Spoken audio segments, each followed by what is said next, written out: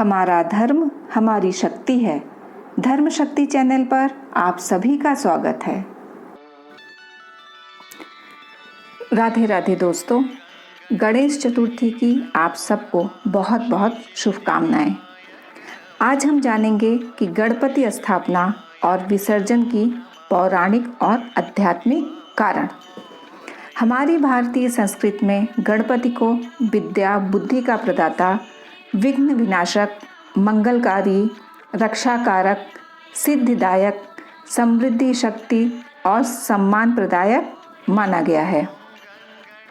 पौराणिक ग्रंथों के अनुसार ओम को साक्षात गणेश जी का स्वरूप माना गया है। जिस प्रकार प्रत्येक मंगल कार्य से पहले गणेश पूजन होता है, उसी प्रकार प्रत्येक मंत्र से पहले ओम लगाने से उस मंत्र का प्रभाव कई गुना प्रभावशाली हो जाता है।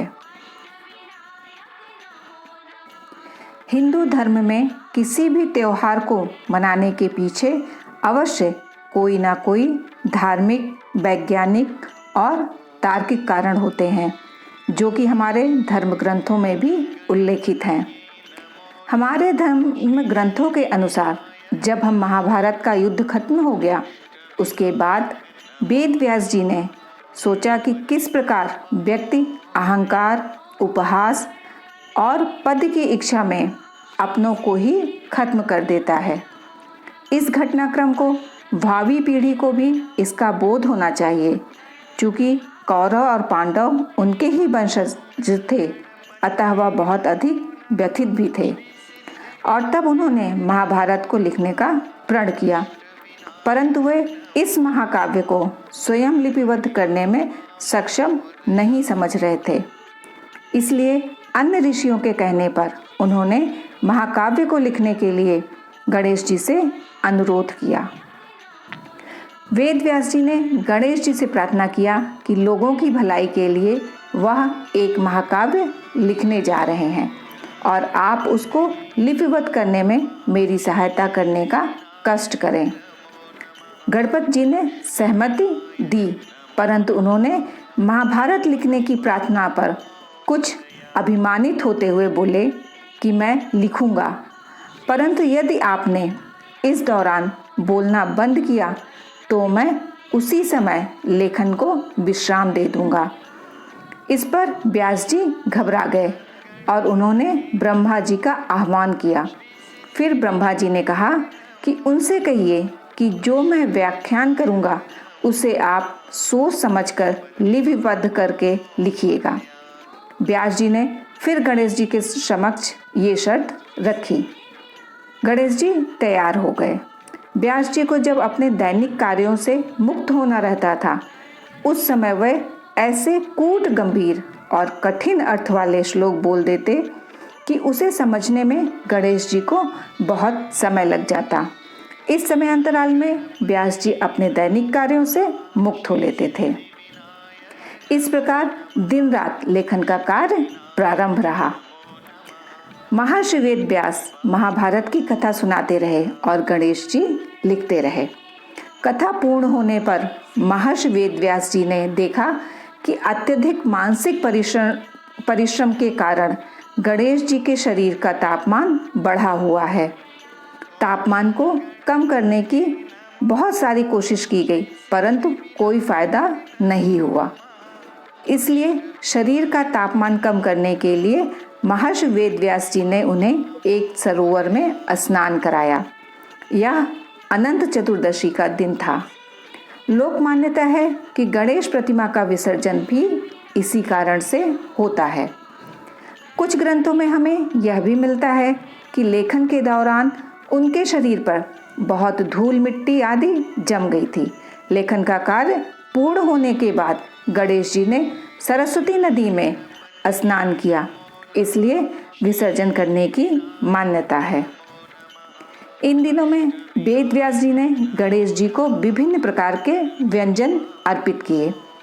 महाकाव्य का लेखन 3 वर्षों तक गणेश चतुर्थी से प्रारंभ होकर अनंत चतुर्दशी पर समाप्त हुआ था। इसलिए गणेश जी की 10 दिनों के लिए स्थापना की जाती है। और उन्हें विभिन्न प्रकार के व्यंजनों का भोग लगाया जाता है। महाभारत लेखन के दौरान एक और प्रसंग मिलता है कि जब भगवान गणेश बहुत तेज गति से महाभारत लिख रहे थे तो तेज लेखन के कारण उनकी कलम टूट गई। कलम महर्षि जी के बोलने की तेजी को संभाल न सकी। गणेश जी को अब समझ आया कि अभिमान के कारण उन्होंने महर्षि जी की शक्ति और ज्ञान को समझ नहीं पाए और वह लिखना बंद नहीं कर सकते थे, तो उन्होंने अपने दांत को तोड़ दिया और उसे कलम की तरह प्रयोग किया और लिखना जारी रखा। अब हम जानेंगे गणेश चतुर्थी का इतिहास। गणेश उत्सव की शुरुआत महाराष्ट्र की राजधानी पुणे से हुई थी। गणेश चतुर्थी का इतिहास मराठा साम्राज्य के सम्राट छत्रपति शिवाजी महाराज से जुड़ी है। मान्यता है कि भारत में मुगल शासन के दौरान अपनी सनातन संस्कृति को बचाने हेतु छत्रपति शिवाजी ने अपनी माता जीजाबाई के साथ मिलकर गणेश चतुर्थी यानी गणेश महोत्सव की शुरुआत की थी।